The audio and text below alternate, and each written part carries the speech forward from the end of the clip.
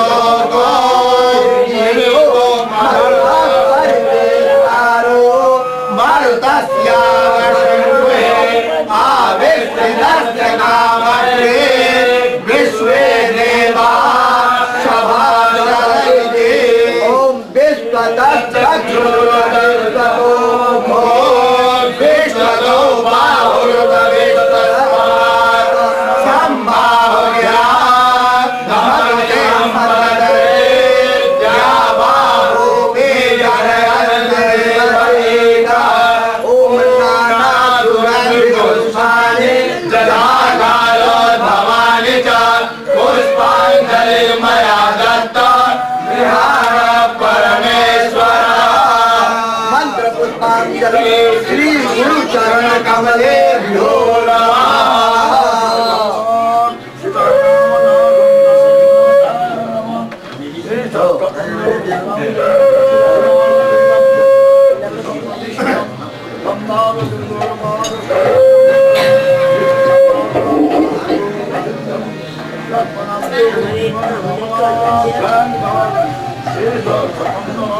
पुष्पांजलि श्री गुरु चरण कमलेभ्यो नमः। ओम अज्ञानतिमिरान्धस्य ज्ञानाञ्जनशलाकया चक्षुर्मीलितं येन तस्मै श्री गुरवे नमः। गुरुर्ब्रह्मा गुरुर्विष्णु गुरुर्देवो महेश्वरः गुरुर्साक्षात् परं ब्रह्म तस्मै श्री गुरवे नमः। अखण्डमण्डलाकारं व्याप्तं येन चराचरं तत्पदं दर्शितं येन तस्मै श्री गुरवे नमः।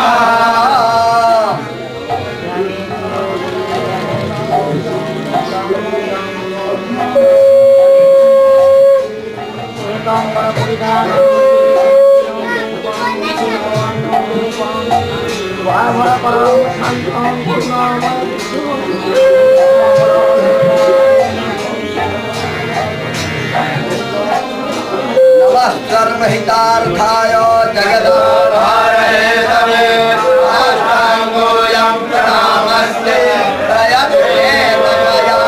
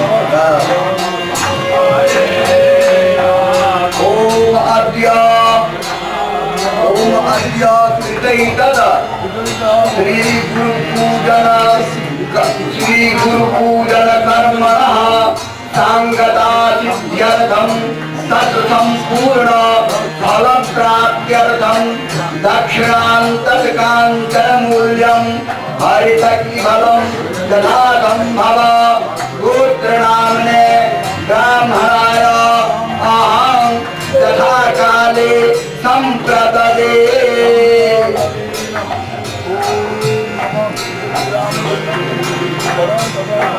प्रमादात् कुर्वतां कर्म प्रत्यगेतात् भवेत् तत् स्मरणादेव तद्विष्णोः सम्पूर्णं स्यादिति श्रुतिः। आवाहनं न जानामि विसर्जनं पूजान्तेव न जानामि क्षम्यतां परमेश्वर।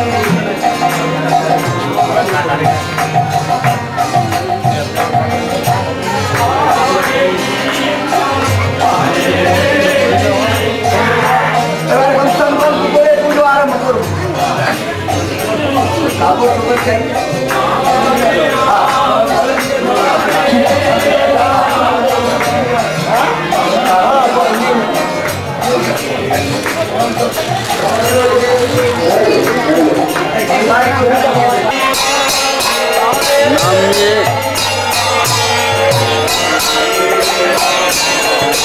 স্বামীজি লক্ষ্মণদাস মহারাজ বড় গুরুজি পরিক্রমা হচ্ছে যজ্ঞবেদীতে।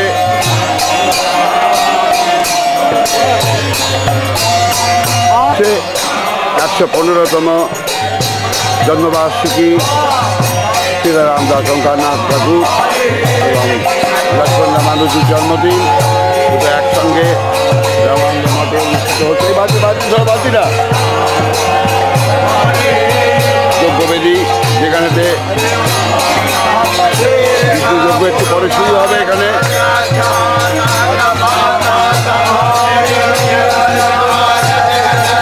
নাম নিয়ে যজ্ঞবেদী পরিক্রমা করতে করতে যজ্ঞস্থানে যজ্ঞকুণ্ডে আমরা যাব।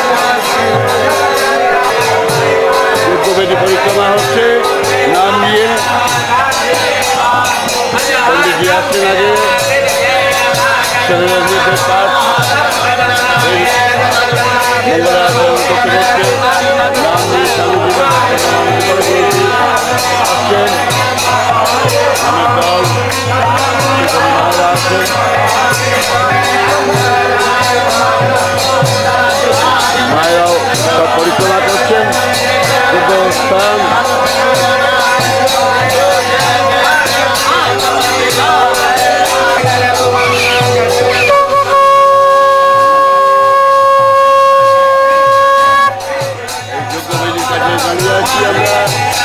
পরিক্রমা হয়ে গেছে, যজ্ঞবেদীতে উঠছেন।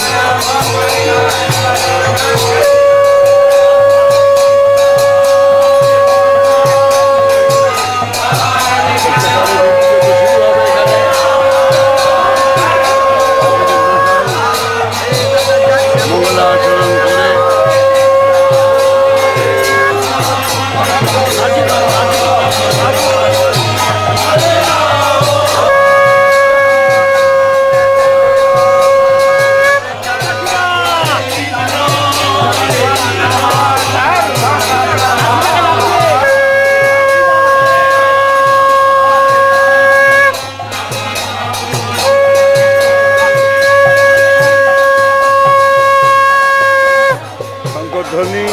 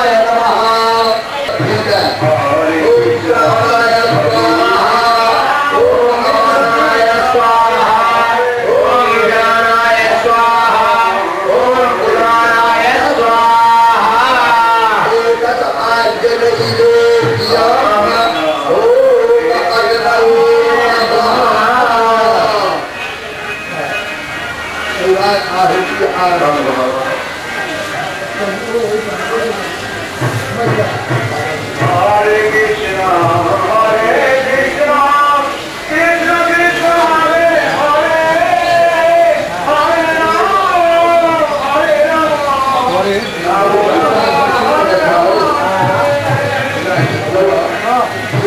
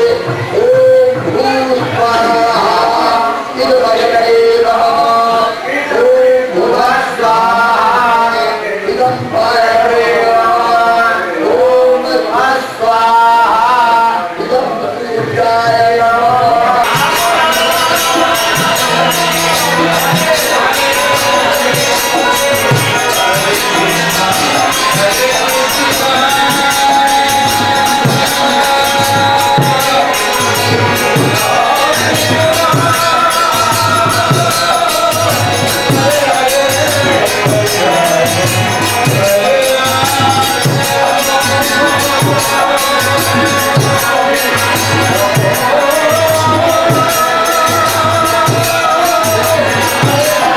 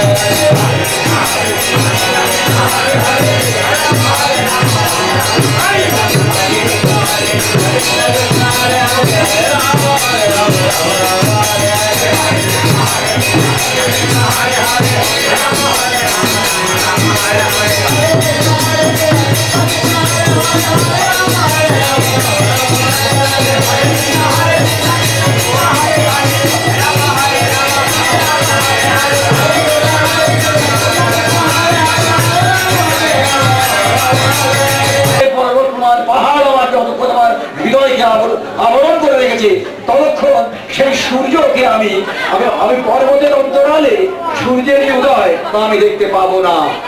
আমাদের এই দুর্লঙ্গ অহংকার চূর্ণ করবার জন্য শ্রী ভগবান তিনি গুরু রূপে, তিনি সাধু রূপে আমাদের কাছে এসে উপস্থিত হন। তিনি অবতার হয়ে আসেন ঠাকুর সীতারাম দাস ওঙ্কারনাথজি মহাপুরুষ। তিনি গীতায় ভগবানের যে বাণী যদা যদা হি ধর্মস্য গ্লানির্ ভবতি ভারত অভ্যুত্থানম অধর্মস্য তদাত্মানম সৃজাম্যহম, এই যে কথাটা, এই কথাটার পরিপূর্তি করবার জন্য এক কথায় আজকাল সাহেবরা বলে হিস্ট্রি রিপিটস ইটসেলফ।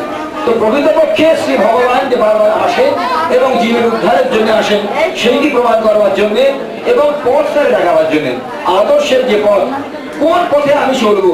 আজকে আমাদের জগজ্জননী মাতা কমলা মাতা এবং ঠাকুর সীতারাম দাস ওঙ্কারনাথজি তারা জগতে এই আদর্শটা প্রচার করবার জন্য এসেছিলেন। ভগবান গুরু রূপে, সাধু রূপে কিরকম উদ্ধার করেন, আমি তার 3-4 দিনের আগে একটি ঘটনা আপনাদের বলছি। ঘটনাটা ব্যক্তিগত, কিন্তু যেহেতু স্বামীজির কথার মধ্যে জড়িত আছে, জন্মবার্ষিকী সীতারাম ওঙ্কারনাথ ঠাকুর আমার যিনি শাশুড়ি রামানন্দ মঠে খুব অসুস্থ এবং তিনি আমার বাড়িতে এসে আছেন, মানে তার টার্মিনাল কন্ডিশন, তিনি কবে মারা যাবে তার কোনো ঠিক নেই, অসুস্থ সভা একটা হচ্ছে।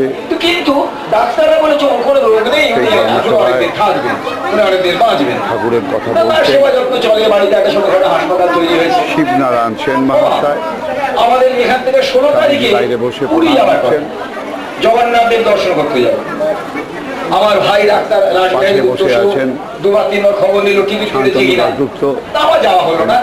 আমি আমার যাওয়ার কথা ভাবছি, টিকিটটা কাটবো কিনা, পুরী যাওয়া তো টিকিট পেয়ে যাবো। হঠাৎ স্বপ্ন দেখলাম যে আমি একটা কাউন্টারে টিকিট কাটতে গেছি, সেখানে মহাবীরজি রেলের টিকিট, আর মহাবীরজির মূর্তি হয়েছে, আর ছোট্ট হনুমান সে আমার হাতটাটা চেপে ধরেছে। আমি যে পকেট থেকে টাকা বের করে দেবো, সে আমার হাতটাটা চেপে ধরেছে। মহা মুশকিল। আমার তাকে দেখে ভয় হলো না, হাতটা বাদলের হাত, সে আমার পরিষ্কার মনে আছে আর কি। কিন্তু তাকে দেখে আমার খুব ভালো বস্তি, মানে তাকে খুব স্নেহ করতে ইচ্ছে করলো আমার মহাবীরজিকে দেখে। তো আমি তাকে, আমার খুব স্নেহ হলো, কিন্তু আমি টিকিট কাটতে পারলাম না। সবাই বললো তোমাকে টিকিট কাটতে বারণ করছে, ও পয়সাটা ওখানে দিয়ে দাও। আমি কি করতে পারি, আমি রামাশ্রমে টাকা পাঠিয়ে দিলাম, কিন্তু টিকিট আমি আর কাটলাম না। কারণ আমার মনে হলো যে হনুমান যখন বাধা দিচ্ছে, হঠাৎ আমি স্বপ্ন দেখলাম কেন আমার শিশু হনুমান, সবই বড় অদ্ভুত হয়ে গেল। তারপরে এখানে আমাদের সমীর ঘোষ যেমন খবর দিলেন, স্বামীজির কার্ড এখানে উৎসব হবে 6 তারিখে, 7 তারিখে, 8 তারিখে দুদিন উৎসব আছে, 6 তারিখ 7 তারিখ, 6 তারিখ 7 তারিখে উৎসব আছে। আপনি অবশ্যই 6 তারিখে যাবেন। আমি তো সুবিধা থাকলেও 6 তারিখে যাবো, কারণ স্বামীজির এখানে আমি ঠিকঠাক করেছি। 6 তারিখে আসবো, এখানে তুলা দান হবে, কি কি আমাদের এখানে নানা রকম ব্যাপার হবে। স্বামীজির গুরুদেব তিনি এখানে এসছেন, আমাদের বড় আনন্দ হলো। হঠাৎ স্বপ্ন দেখলো স্বামীজি দাঁড়িয়ে আছেন, স্বামীজি আমাকে বলছেন 7 তারিখ, 7 তারিখ, কিন্তু 7 তারিখ। হ্যাঁ, আমি বললাম যে আমার তো আশ্চর্য লাগলো, আমি ঘুমটুম ভেঙে গেল, আমি কার্ডটা ভালো করে দেখলো, হ্যাঁ 6 তারিখ আর 7 তারিখ। আমি সঙ্গে ঘোষ বললাম, মশাই আপনি আমাকে বললেন 6 তারিখে যেতে, তো স্বামীজি আমাকে এরকম হঠাৎ স্বপ্ন দেখলাম, জানি না স্বামীজিও দেখে জানেন কিনা, কিন্তু আমি দেখলাম স্বামীজি আমাকে বলছেন 7 তারিখ, 7 তারিখ। বলবো তাই নাকি? আমি আপনাকে বলেছিলাম, ওটা আমিই বলেছিলাম, 6 তারিখে আপনি গেলে তো আচ্ছা ওই অনেক কিছু দেখতে দেখতে পাবেন, সেই জন্য বলেছিলাম। আমার 6 তারিখে আসা হলো না, গতকাল আমি আসতে পারিনি। আমি একটা কাজ ছেড়ে বাড়ি এসেছি, ঠিক 11:40 আগে আমার শাশুড়ির শ্বাস উঠল। আমি তাকে ঠাকুরের নামটা শোনালাম, মুখে চরণামৃত গঙ্গা জল দেওয়া হলো এবং তিনি পরলোকে গমন করলেন। আমি যদি এখানে আসতাম সকাল 9টার ট্রেন ধরে, তাহলে 11:40 আমি সেই সময় তালান্বিত থাকতাম এবং আমার বাড়িতে একটা বিরাট গন্ডগোল ঝামেলা হতো, আমার স্ত্রী একা, এবং সেখানে আমার শাশুড়িকে বাঁচিয়ে দেখতে কি ঘটনা হতো। তো স্বামীজির এই যে 7 তারিখ, 7 তারিখ, আমি শুধু এই বলছি এই জন্যে জানবেন যে একটা সাধুরা বলেন যে দেখো ভগবান জীবের দিকে তাকিয়ে আছে, আর জীব বিষয়ের দিকে তাকিয়ে আছে। জীব নিয়ে অহংকারের দিকে তাকিয়েছে, আমার আখেরটা কি করে বোঝানো হবে, আমার মান সম্মান, আমার মর্যাদা, আমার টাকা পয়সা, ধন দৌলত, আমার ছেলে, আমার অফিস, এই আমার আমার আমার আমার এই হচ্ছে জীবের সবসময় পবিত্র।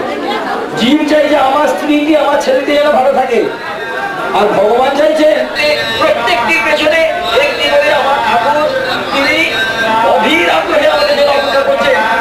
শুধু আমার যে পরিবর্তন অহংকার, আমি মনে করছি আমি স্বামীজির চাকরি বেশি, আমি মনে করছি আমার এজেন্ডা সব সার্ভাইভ, আমি যেটা মনে করছি এইটি ঠিক।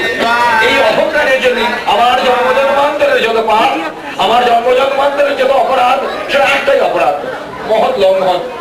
যখন বাবা ছিলেন বাবার কথা শুনিনি, যখন মা ছিলেন মার কথা শুনিনি, যখন গুরু বলেছেন, যখন ঠাকুর সীতারাম লঙ্কার জীবনে আছে, আমাদের সকলকে পুরী নিয়ে গেলেন।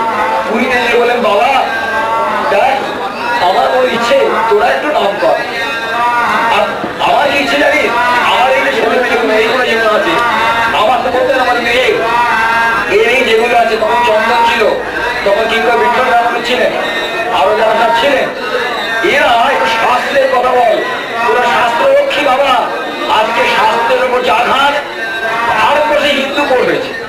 ঠাকুর তিনি শঙ্করাচার্যজির আশ্রমে পুরীতে বসে তিনি বলে বললেন, আমি আরং যাবো, তাতার যাবো, আমি দেশে দেশে নাম প্রচার করবো, আমার গুরুদেবের নাম প্রচার করবো, দরকার হলে তাও করবো।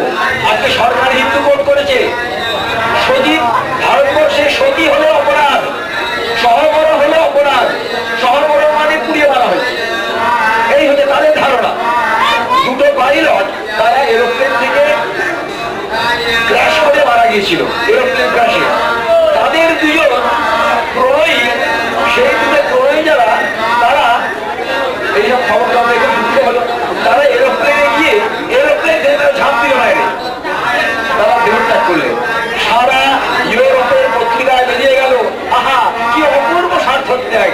কেননা প্রণয়ী বিবাহিতা নয়, প্রণয়ী সে তার লাভারের জন্য সে প্রাণ বিসর্জন করল। আর ভারতবর্ষে যেখানে সতী সহমৃত হয়েছে, যেখানে মা দুর্গা নিজে, যেখানে স্বয়ং মা দুর্গা তিনি নিজে দক্ষের মুখে স্বামী নিন্দা শুনে পার্বতী বলছেন যে দেখো, দক্ষকে বলছেন, হে পিতা তুমি প্রকৃতপক্ষে অশিব, সেই জন্য তুমি শিব নিন্দা করছো। শিব এই দুটি অক্ষর যার মুখে একবার উচ্চারণ হয়, গুরু যার মুখে একবার উচ্চারণ হয়, তার ইহকাল পরকাল সমস্ত বিষয়। কিন্তু তুমি পিতা যজ্ঞেশ্বরের নাম অখিলের তন্ত্রের নাম সচিত প্রসঙ্গার অহম আশহান্তি তৎ পবিত্র কীর্তিম অবলম্ব্য সাধনম অহো ভয়ান্তে শিবম শিবেতা। তুমি সেই শিবনামকে, সেই শিবে তুমি নির্দেশ করছো, কারণ দুটি অক্ষর শিবনাম উচ্চারণ করে পরিবার, আর বারো যদি শিবনাম উচ্চারণ করে, আর বারো যদি শিবনাম উচ্চারণ করে, অহম আশু সমস্ত পাপ অহাসুর, আপনার শুনে জিনিস অহাসুর অহমায় পাপ, তাই অহম আশু হচ্ছে একবার যদি তুমি অনুসরণ হয়, একবার যদি তোমার যদি ত্যাগ করো, তোমার অহংকারকে ত্যাগ করো, তবেই তোমার শিবনাম করা, তোমার নাম করা, তোমার শিবনাম করা। তারা হলে তুমি যতই করো না কেন, অহংকারের পাহাড় থেকে তুমি নিজেকে বাঁচতে পারবে না। এই অহংকার উঠতে গেলে যদি যে কথা বলেছিলেন, স্বামীজি তো সবসময় প্রেরণা দিয়ে গেলেন পাশ থেকে। যখন হনুমানজি গেলেন, মহাবীরজি যখন তিনি ত্রিলোক কম্পিত করে দেয় যে রাবণ, তার সামনে গেলেন, রাবণকে তিনি যখন তিরস্কার করছেন, তখন রাবণ বললো, ওরে বনের মানুষ, তোর এত বড় সাহস কোথায় যে তুই আমার সামনে বসে এতক্ষণে কথা বলছিস? তখন তিনি বললেন, নামে সবার রাবণ করলো রামস্ত দাসন অপার বিক্রমা। আরে রাবণ, ওর মতো কোটি অধম রাবণ আমার সমান নয়। কেন? আমি ভগবানের ছেলে বলে নয়, আমি ভজন বলি বলে নয়, আমি রামের দাস, রামস্ত দাস অপার বিক্রমা। আজকে ভারতবর্ষে যে সন্তানেরা আজকে এই জায়গায় যাদের কানে একবার সীতারামের নাম দেবে, যারা একবার গুরু নাম উচ্চারণ করেছে, জানবেন রামস্ত দাস আজকে পাবে যতই প্রলোভন, আজকে অহংকারের যতই মতবদ্ধতা, আজকে জড়বিজ্ঞানের যতই লোক আপনাদের স্বধর্ম থেকে, আপনাদের শাস্ত্রীয় পথ থেকে আপনাদের হাত ছানি দিয়ে বিমুখ করতে চেষ্টা করুন না কেন, আজকে তাকে প্রতিহত করবার শক্তি গুরু কৃপার মধ্যে একমাত্র আছে। সেই জন্য দেখুন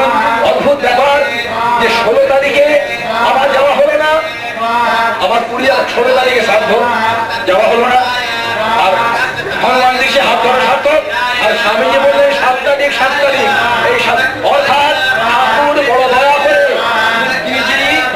কামালের ধন তিনি আমাকে ঠিক ঠিক স্বামীজি রূপে এসে বলে দেবেন 7 তারিখ 7 তারিখ।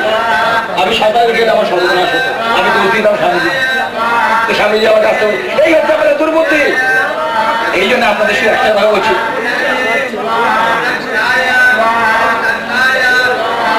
বলেছেন মদ্দেহম মদ প্রাণ শ্রী গুরু প্রাণ মদ্দেহম শ্রী গুরু মন্দিরম। স্বামীজি বলছেন আজকে এই যে ঘটনাগুলো ঘটছে, যেগুলো জানছে, তবে এগুলি সমস্ত ভাগবতী লীলার একটা অঙ্গ। আজকে আমি এখানে আসতে পেরেছি, আমি ধন্য। আমার জীবনে আমি একটি যে আসল বিরল ঘটনা দেখেছি, আমি সেটিও আমার চোখের সামনে দেখা। যখন হযরতবাড় চুরি গেল, তখন 66 সাল হযরতবাড় চুরি গিয়েছে এবং আয়ুব খাঁ বলে দিল যে এটা নিশ্চয়ই কাফেরদের কাজ। কাশ্মীরে হযরতের চুরি চুরি গেল, ঢাকাতে হিন্দু মহিলাদের উপর অত্যাচার শুরু হলো। ঢাকাতে আমার এক পিসিমা ছিলেন জয়ন্তী পিসিমা এবং তার স্বামী ছিলেন অভয়পদ বাবু, তারা বিরাট উকিল। এমন কোন হাসপাতাল ছিল না যাতে কোনো হিন্দু রমণী দর্শিত রমণী নেই, এই মুসলমানরা করেছিল। যখন এই জিনিসটা হয়েছে তখন এই খবর পেয়ে আমার দাদু ডাক্তার নীলরঞ্জন, যাকে দেখেছি যে হরিনামের চৌকি করতে, তাকে দেখেছি তিনি অধীর হয়ে গেছে। বললেন হ্যাঁ রে, তুই আমার সঙ্গে যেতে পারবি? আমি তখন এসেছি পড়ি কলকাতায়। আমি হ্যাঁ পারবো। বলে চল। কোথায় যাবে? বলে দীক্ষী যাবে, ঠাকুরের কাছে যাবে। আমি বললাম হ্যাঁ। আমি গেলাম। আমি যখন গাড়ি থেকে নামলাম, উনি কিন্তু তার আগে 3 দিন খাননি। রোজ খেতে বসে এমন খাবে যে ভাতের থালা থেকে উঠে যায়। তৃতীয় দিনে যে ওর বোনের আর নতুন দিন খুব বকতে লাগলো, কি করছো নাকি, সারাদিন ডাক্তার করো, চিকিৎসা করো, কিন্তু এমন খাচ্ছেন যে এই দক্ষিণা রমণী এরকম সতীর্থ নষ্ট হয়ে যাবে, এ ভালো করে বলে চল। গেলাম দিয়ে নামলাম গাড়ি থেকে। অনেক লোক এসে প্রণাম করতে লাগলো, প্রণাম করা হিন্দুদের রীতি আছে। উনি বিপদ হয়ে বলেন আরে বসে আমার ঠান্ডা করে দিতে, আমার ঠান্ডা করে দিন। আমার 82 বছরে ওই রকম জগৎ বিখ্যাত ডাক্তার, সেদিন তার বলে আমার ঠান্ডা করে দিন। সরে পড়লো, উনি সোজা ঠাকুরের কাছে গেলেন। ঠাকুরকে বললেন, ঠাকুর শুনলেন, ঠাকুর শুনে বললেন যে ঠিক আছে। ঠাকুর শুনে বললেন যে সতীত্ব কি আছে? সতীত্ব যেতে পারে? ওর মনে কথাটা সত্যি কথা, সতীত্ব তাহলে কে নিতে পারে, হওয়ারও কেউ নিতে পারে। কিন্তু একটু পরে ঠাকুর বললেন এত কাঁদছেন বাবু, দেখে বলেন যে বাবা তুমি একটু রুগী রেখে রাখবে। উনি দেখে এলেন, ওই যতক্ষণ রুগী রেখে তখন ঠিক থাকে। এমন কান্না পাচ্ছে ঠিক এইরকম সর্বনাশ হয়ে গেল, লক্ষ্য হবে না। তিনি 3 দিন সবকিছু করে যখন পারেননি, তখন এসেছেন ঠাকুর সীতারামের কাছে। আমি বলেছিলাম আর সেই লম্বা লাইন, সে উনি কাউকে বলছেন অসৎ সংকোচ করেছ, তোমার এই জন্য অসুখ করেছে, ঠিক করে অসুখ করো, যাও বিরাজে নাও। কাউকে বলছেন নাম করো কিনা, কৃষ্ণা করো কিনা, প্রত্যেককে ঠিক জানো। কাউকে তুলসী পাতার রস, কাউকে একটা অদ্ভুত অদ্ভুত সমস্ত বলছেন এবং তারা চলে যাচ্ছে। হতে হতে আমার দাদু বললেন যে আচ্ছা এবার মশাই বলতেন, মশাই আপনি এইখানে নাম প্রচার করানোর জন্য এত চেষ্টা করছেন, আর সে দেশে যে নাম উঠে গেল, সে দেশে যে লোকের নাম উঠে গেল। ঠাকুরের বড় দুঃখ হলো, আমি তো অবতার হয়েছে স্বয়ং। ঠাকুরের কষ্ট হলো। একটু পরে বললেন তোমার বড্ড কষ্ট হয়েছে? বড্ড কষ্ট। আচ্ছা আমি ব্যথাহারিকে বলছি তোমার ব্যথা দূর করি, আমি ব্যথাহারিকে বলছি তোমার ব্যথা দূর করি। ঠাকুর সীতারাম আমি কিছুই বুঝতে পারলাম না। হঠাৎ উনি কি বললেন, উনি দাঁড়িয়ে বললেন, বলে চল। বলে মানে? বলে আমার সব দুঃখ চলে গেছে। কি করে চলে গেল? যে লোকটা 3 দিন ধরে এরকম কাঁদছে, এবং ঘটনাটা কি জানবেন? ডাক্তার নীলরঞ্জন সেনগুপ্ত তার এমন প্রবাদ পুরুষ মানুষ যে তার ঘরে যখনই কেউ আসে সমস্ত খবর আছে, কোন দেশ থেকে কত অনুপ্রবেশ হচ্ছে, কি ঘটনা ঘটছে, আজকে জাপানে কি হচ্ছে, আজকে তিব্বতি কি হচ্ছে, দালাই লামা কি হচ্ছে, ওয়েস্টার্ন কান্ট্রি থেকে বিদেশ থেকে লোকে ইংল্যান্ড থেকে টাইমস অফ আমেরিকাতে জানেন যে এইরকম তার খবর থাকে। উনি বলছেন ঠিক সেই দিন থেকে সেই মুহূর্ত থেকে সমস্ত বাংলাদেশে যারা মনে হলো জাদুর মতো সমস্ত ধর্ষণ, সমস্ত অত্যাচার, সমস্ত নির্যাতন সব বন্ধ হয়ে গেল। তাই উনি বলেছিলেন যে দেখুন তারকেশ্বর ঘুরতে গিয়ে যদি কারো ছাড়ে লোকে বলে যে তারকেশ্বর বড় জাগ্রত। আর এই যে আপনি আপনি একবার বললেন আর এই হাজার হাজার মানুষের প্রারব্ধ তাদের এক মুহূর্তে চলে গেল, তাহলে আপনাকে কি বলতে হয়? আপনি খুব হা হা করে হাসছেন। এই হচ্ছে ঠাকুর, এই আপনারা এই আশ্রয় পেয়েছেন, এইটা মনে রাখবেন। আমি একটু ছোট্ট ঘটনা বলে শেষ করছি। গুরুশরণ এবং পরাক্রম, গুরুশরণ পরাক্রম দুই শিষ্য। পরাক্রম কে ঘুমিয়ে বললেন পরাক্রম তুমি একটা কাজ করো বাবা, একটা সুন্দর ঢিবি তৈরি করো। সে খুব সুন্দর একটি ঢিবি তৈরি করলো। গুরুদেব আমাকে আদেশ করেছেন আমি ঢিবি তৈরি করবো। খানিক পরে দেখলেন বাহ বেশ ভালো হয়েছে, ভেঙে ফেলো, ভেঙে ফেললো। গুরুদেব ভাঙা হয়ে গেছে, আবার তৈরি করো। সে আবার তৈরি করলো, অনেক ঘর ভয় তৈরি করলো। আবার খানিকদিন পরে গুরুদেব সেটা বলে হ্যাঁ হ্যাঁ বেশ হয়েছে, বেশ হয়েছে, ভেঙে ফেলো। দুবার সহ্য করেছে, তৃতীয়বার অনেক খেটে ফেটে তৈরি করার পর যখন গুরুদেব বলে ভেঙে গেল, তার গেল রাত। সে বলে আপনি বারবার তৈরি করে ভেঙে ফেলে কভার করবেন না গুরুজি। রাখলেন চলে গেল, আরেকটি শিশু রাখবেন তৈরি কর। সে যতবার বলেন ভাঙো সে ততবার ভাঙে, যতবার বলেন তৈরি করে ততবার করে। গড়া আর ভাঙা, গড়া আর ভাঙা। এই ছেলেটির নাম ছিল গুরুশরণ। পরাক্রম খেলে পড়লো, গুরুশরণ টিকে গেল। আমাদের জীবনের শিক্ষা হচ্ছে এই, আমরা আমাদের বুদ্ধিটাকে, আমার বিচারটাকে, আমার পাণ্ডিত্যটাকে যে দ্বারা এর যেন মহৎ লঙ্ঘন করতে না চান। আজকে সমস্ত ভারতবর্ষের মধ্যে এই বিষ, আজকে এই বিষটাকে ধরিয়েছে আজকে ইংরেজি শিক্ষা। আজকে এখানে বহু বাক্যের সময় নেই। আজকে আপনারা যারা ওঙ্কার পত্রিকা পড়েন, যারা বাংলার ভারতাজির পত্রিকা পড়েন, ইংরেজি ট্রুথ পত্রিকা পড়েন, আমাদের এখান থেকে প্রচুর ঘটনা। আজকে যার শিল তারই নোড়া, তারই ভাঙি দাঁতের গোড়া। আজকে যারা বিজ্ঞানের নাম দিয়ে বারবার প্রচার করছে যে আমরা বিভ্রান্ত, আমরা মূর্খ, আমাদের শাস্ত্রতে শেখেলে, আজকে তাদেরই বিজ্ঞানের ফাইন্ডিংস দিয়ে, যুক্তি দিয়ে, বিচার দিয়ে আমরা নিত্য রোজ প্রমাণ করছি যে শাস্ত্র যা বলেছেন তা অভ্রান্ত। শাস্ত্রে যা বলে থাকেন বর্ণাঢ্য ব্যবস্থা আছে, ব্রাহ্মণ ক্ষত্রিয় বৈশ্য শূদ্র আছে, আমাকে মেনে চলতে হবে। কেউ মানত না। কদিন আগে, আজকে মাত্র 3-4 বছর আগে প্রমাণ হয়েছে যে ব্রাহ্মণ ক্ষত্রিয় বৈশ্য শূদ্র রক্ত আলাদা। বিহারেতে Indian Institute of Medical Sciences Kolkata দিল্লির সঙ্গে পরীক্ষা করে তারা দেখে বলেছে, শুধু 3 রকম 4 রকম পরীক্ষা করে দেখে বলে দিয়েছে মুসলমানদের রক্ত সম্পূর্ণ আলাদা, ব্রাহ্মণ ক্ষত্রিয় ঠাকুর বনিয়া এই 4টি জাত সম্পূর্ণ আলাদা। তারা এর মধ্যে বহু বিস্তারিত ফাইন্ডিংস আছে। আজকে বলছে যে ব্রাহ্মণের রক্তের মধ্যে মাইটোকন্ড্রিয়াল ডিএনএ, যদি যারা আজকে আমার জেনেটিক্স পড়েন তারা জানবেন, তারা বলছে যে মায়ের কোষের অংশ এমন থাকে যে ব্রাহ্মণের সন্তান ব্রাহ্মণে হবে, ক্ষত্রিয় সন্তান ক্ষত্রিয় হবে। এবং অসবরণে বিবাহ করো না। ভারতবর্ষে অসবরণে বিবাহ হয়নি বলে আজকে চিন্তা করে দেখুন ইনফরমেশন টেকনোলজিতে আজকে ভারতবর্ষে 1 নম্বর, যেখানে বুদ্ধির দৌড়। আজকে ইউরোপে, আজকে আমেরিকাতে, সমস্ত জায়গায় কার বুদ্ধি বেশি? না, ভারতবাসী বুদ্ধি বেশি। কেন? ভারতবাসী সে তার সেই সংযোজন ছিল। ভারতবর্ষের মায়েদের চরিত্র ছিল, যার চরিত্রহীনা স্ত্রীর সন্তানও খারাপ হয়, আর যার চরিত্র আছে, যার সতীত্ব আছে, যার ভক্তি আছে, তার সন্তান মহাপুরুষ হয়, তার অংশে ভগবান আসেন, ভগবানের অংশ আসে।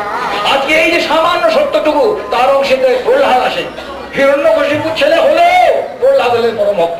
এই হচ্ছে ভারতবর্ষের ইতিহাস। আপনাদের শুধু এইটুকু বলবার জন্য এসেছি যে আজকে জীবনে বহু ভুল করেছি। আমার মনে আছে যখন ঠাকুরের কাছে গেলাম আমরা বৈকুণ্ঠ ধামে, একদিন দাদু বললেন চল আমরা সবাই মিলে স্তব করি। আমরা বললাম ঠাকুরের দিকে তাকিয়ে সশক্ত সংকল্প বা সেখানে কেবলম গৃহাণ করত নিজ কিং করম দুরাশি কারণে বিনিবাদ সর্বত নিরাশয়া বড় হয়া দীন চেতনম। অনেক বড় স্তব। এই স্তবটি শুধু মানে বলছি স্বসত্য সংকল্প বসে না কেবলম। ঠাকুর তোমার যে একটা সত্য সংকল্প আছে ঠাকুর। বলে আরে বেটা আমার কি সংকল্প? তুমি যে বলেছ যে একবার বলবে যে ঠাকুর আমি তোমার, ঠাকুর আমি তোমার, তুমি যে বলেছো আমি তার ভাগ নেব। স্বসত্য সংকল্প सकलेव ब्रह्मांडाय तवास्मीति च याचते अवयम सर्वभूतेभ्यो ददामि तत्प्रथमम्। একবারও যদি কেউ প্রপন্ন হয়, একবার যদি কেউ আর্ত হয়ে, একবার যদি কেউ শরণাগত হয় বলে ঠাকুর আমি তোমার, তাহলে আমি তাকে অভয় দিয়ে থাকি। তো ঠাকুর তোমার এই যে সত্য সংকল্প, এর দ্বারা গৃহাণ করতুম নিজ নিত্য কিঙ্করম, তুমি আমাকে তোমার সেবক করে নাও, আমাকে তোমার দাস করে নাও। আমি যেন আমার নিজের খেয়ালের বসে, আমার অহংকারের বসে যেন না চলি। আমি খেয়ালের বসে না চলে আমি যেন শাস্ত্র কথায়, আমি যেন গুরুর কথায়, আমি যেন সাধু ভাগবতের কথায় তার প্রদর্শিত পথে চলতে পারি। এই হচ্ছে রাস্তা।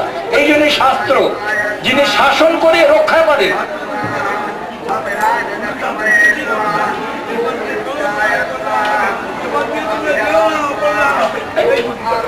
একটি বলছেন শাস্ত্র এবং উচ্ছাস্ত্র।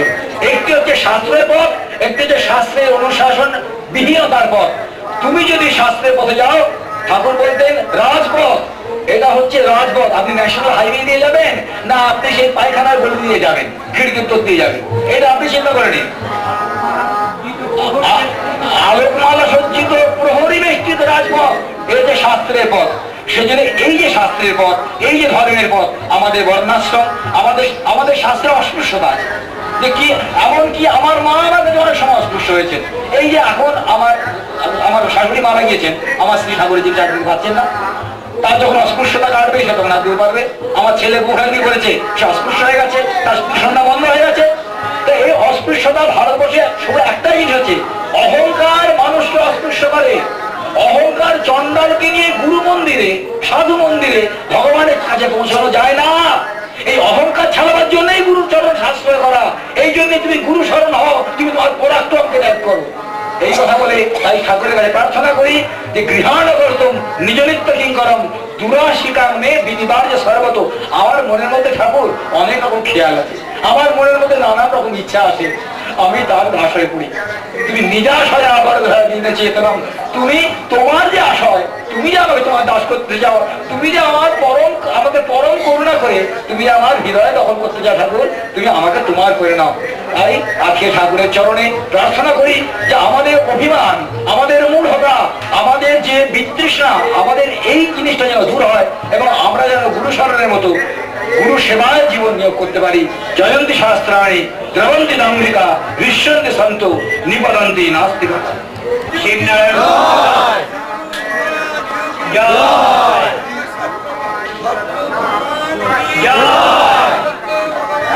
জয় জয় নাথ সাধু ভগবান কল্যাণ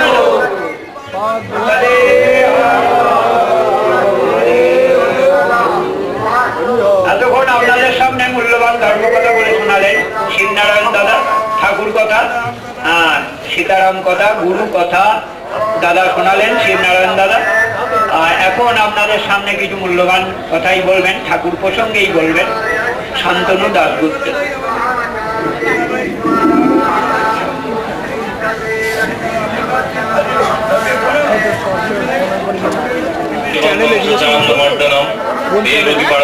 কৃষ্ণম বন্দে জগৎগুরু গুরু ব্রহ্মা গুরু বিষ্ণু গুরুদেব মহেশ্বর গুরুদেব পরম ব্রহ্ম তস্मै শ্রী গুরবে নমঃ। ঠাকুর বলেছেন,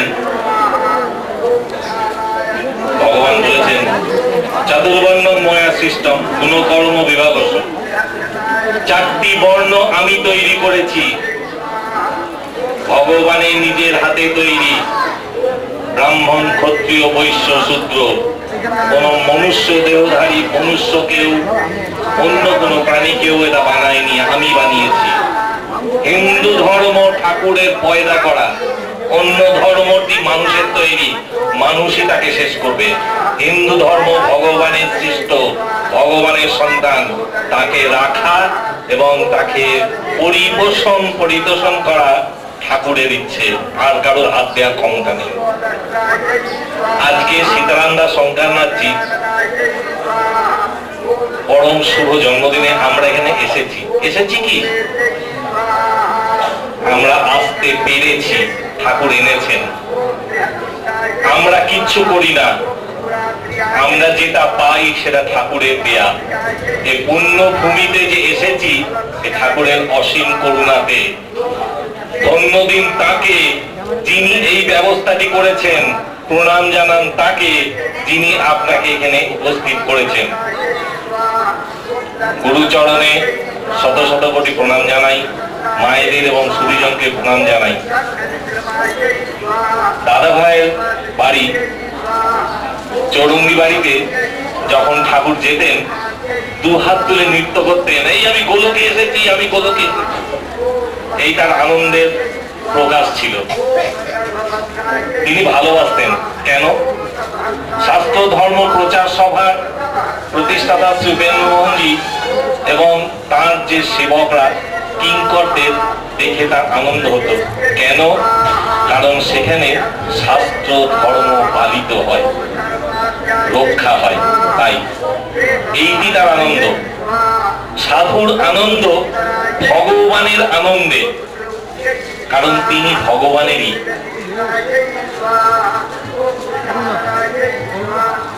তদ্দিনম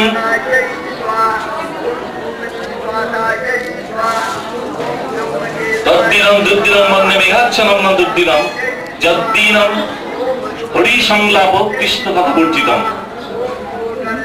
যে দিনটি হরি কথা হলো না সেই দিনটি দুর্দিন।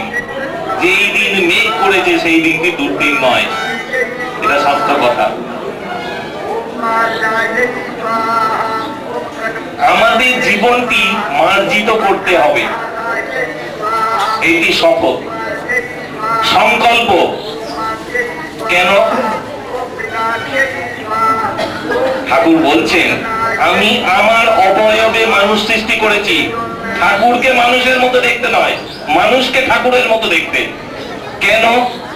এই একটি জন্ম যেখানে ভগবানকে পাওয়া যায়, আর এইটি ঠিক মতো রাস্তায় তৈরি করার জন্যই অবতার পুরুষদের অবতরণ। আমাদের শুধু মার্জিত এবং পরিশোধিত করার জন্য তাদের আসা। আমাদের জীবনটি যে সরে সরে যায় তাই জন্য। তাই সাধককে বলছেন দুটি বীজ মন্ত্র মনে রাখবি, আর কিছু দরকার নেই তোর। পায়ে রেখো লাফ মেরো, পায়ে রেখো ঠাকুর যেন বিচ্যুত না হই। তুমি অচ্যুত আমি জানি, কিন্তু আমার ভেতরে পাঁচটি জ্ঞানেন্দ্রিয়, পাঁচটি কর্মেন্দ্রিয় অনবরত ধাক্কা মারে, চোখ প্রচস্য লেজ্জ পেয়ে। তাই বিভিন্ন দিকে যখন সরে সরে যাই আমার স্মরণ হয় সেই থেকে যেন তোমার দিকে আমার মনটি স্থির থাকে। এইটির জন্য তুমি আমাকে পায়ে রেখো, এইটি মনে রাখতে হবে। আমাদের জীবনের সবচেয়ে বড় প্রার্থনাটি কি? সবচেয়ে বড় প্রার্থনাটি হচ্ছে তার সন্তুষ্টির জন্য কিছু করা, এটি সংকল্প। তার সন্তুষ্টি। শুনুন আরেকটি কথা বলি, চাতুর্বর্ণ ময়া সিস্টেম গুণকর্ম বিভাগস বলেছি। ব্রাহ্মণ, ক্ষত্রিয়, বৈশ্য, শূদ্র, চারটি গুণ, চারটি বর্ণের চার রকম আছে, নির্দিষ্ট নিয়ম আছে। যেমন ব্রাহ্মণ হবে নরম, সে ক্ষমাশীল হবে, 1 নম্বর। ক্ষত্রিয় হবে গরম, তাকে বিরোধিতা করতে হবে এবং বাঁচাতে হবে দেশটিকে, এবং সমস্ত কিছু অনাচার, অবিচার, ব্যভিচারের হাত থেকেও বাঁচাতে হবে। তাই ক্ষত্রিয় হবে গরম। বৈশ্য মানবে ধর্ম, যে ব্যবসা করবে সে ধর্ম মেনে চলবে।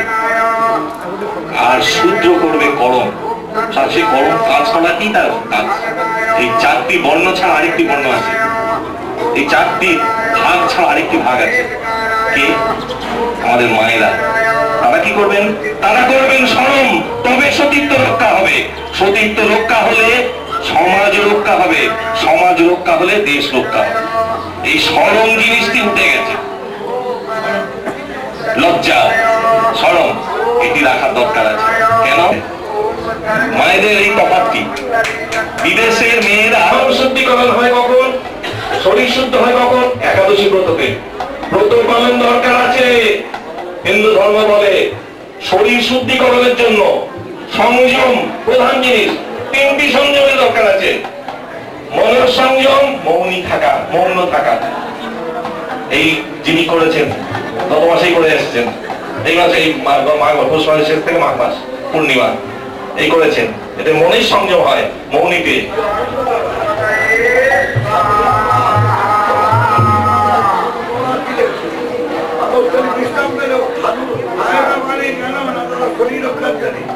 আমাদের মনকে সংক্রমিত করবার জন্য আমাদের ভারতবর্ষে নিজেরা তাই একাদশী মাঝে অমাবস্যা তার মাঝে একটা পূর্ণিমা ভারতবর্ষে সংযমে একাদশীর দিন জল পান করে বা খাওয়ানো খাওয়া যাও আর তাহলে পবিত্র বিশ্রাম পাবে, পবিত্র বিশ্রাম করে চিন্তার জন্য খাদ্য হচ্ছে আপনাদের পরিশ্রম করে মাইন্ডটা ভরে যাচ্ছে সেই জন্য তারা মাঝখানে দিয়ে দিলেন একটা নীতি পালন আর একটা উপবাস আর তাহলে ঠিক 15 দিনে মাঝে মাঝে দুটো উপবাস। এর ভেতর দিয়ে শরীর কত সংযত থাকে, মনকে নামিত রাখতে পারে, মন নামিত রাখ, মন হৃদয় আয়, মন কণ্ঠে আয়, মন হৃদয়ে আয়, যেখানে মনে করছে যেখানে গুরু করে আয় অত্যন্ত ভালোই তো দরকার মন বলে ইচ্ছাকে তুলতে পারো, কিন্তু তাকে যদি সংযত করবার জায়গা না দিই সেই মন মনে বেড়াবে কোন কি করবে না এখানে বসে আছে আমার কাছে।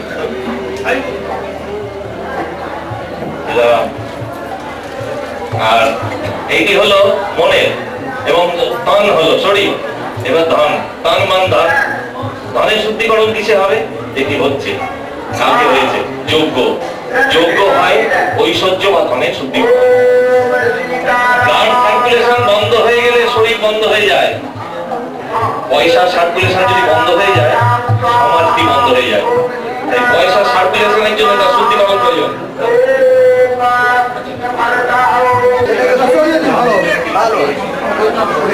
বিষ্ণু যজ্ঞের পূর্ণাহুতি যদি হবে